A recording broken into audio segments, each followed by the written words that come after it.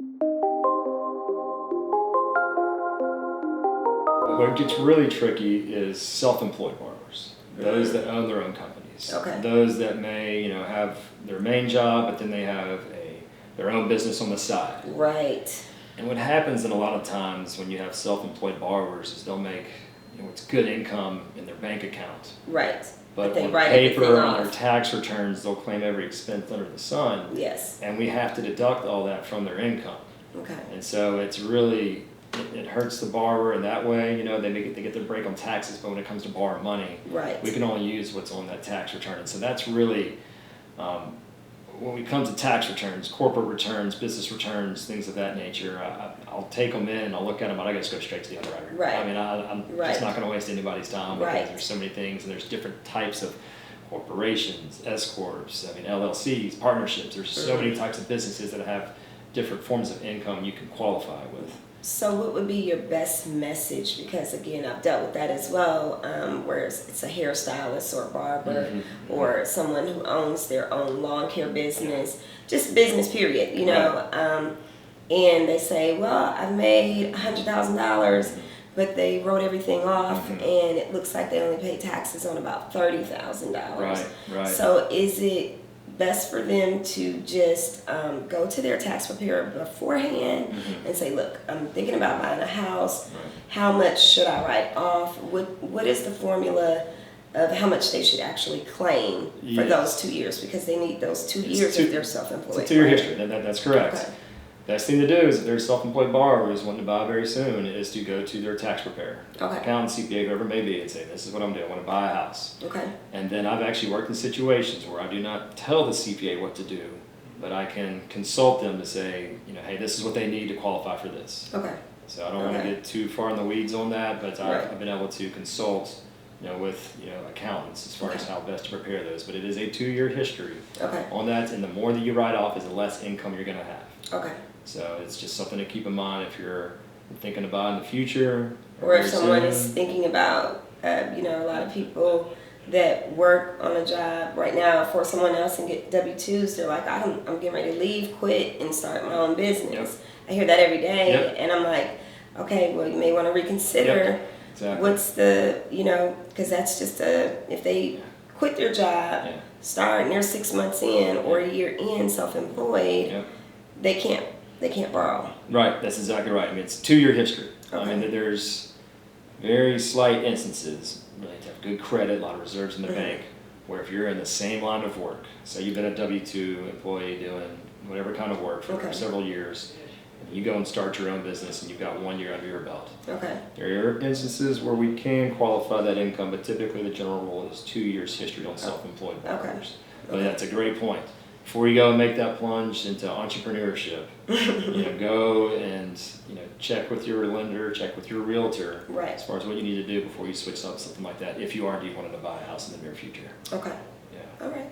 Well, I appreciate you taking your time out. Absolutely. Is there anything that you would like to convey to the public as far as what's important, what's some things, preventative things they can do, or just something that you see every day, like, gosh, I wish if I could just say this, this would help.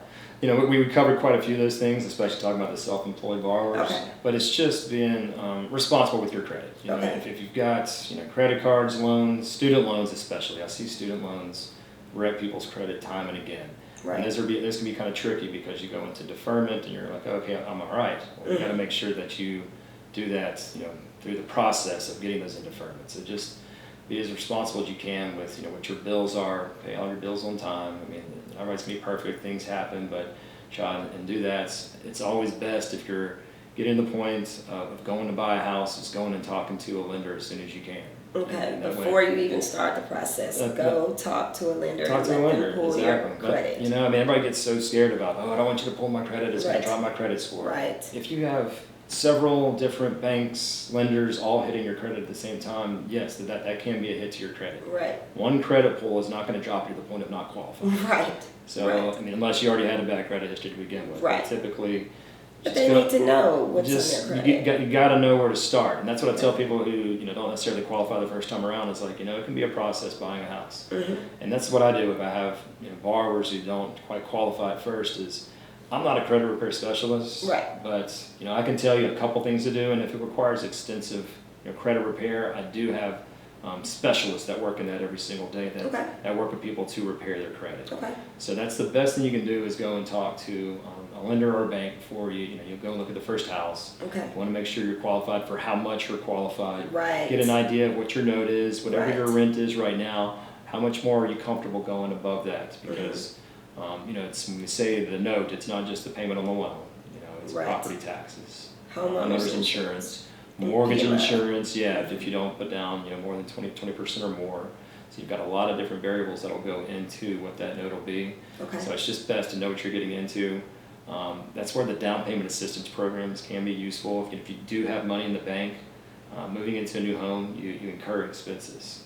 As we all know, it's not just move in and you're done like when you're renting. That's right. You want to furnish it, you want to be able to have everything included with that. So Right. there are programs to help those first-time home buyers, kind of ease into home ownership. But then the best thing to do is just go and talk to somebody like myself. Check your credit. Check your credit and see what you qualify for and see what you're comfortable And with. any old accounts, like, some people have accounts on their credit that are in collections that have been on there for 4 or 5 years. And sometimes it's not a good idea to touch those, but if you have something that is, consistently every month that's, last 12 months, that's something you probably want to get a grip on. Yeah.